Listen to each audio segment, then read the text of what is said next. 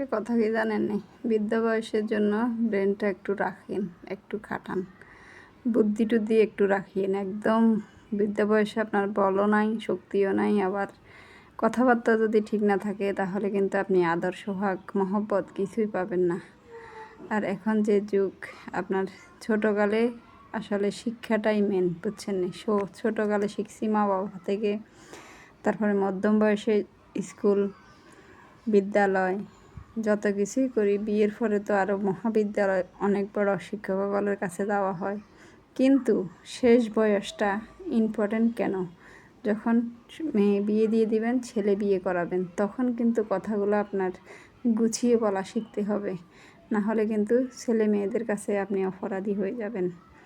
আর এই সময়টা আমার মতে সবচেয়ে বড় শিক্ষা।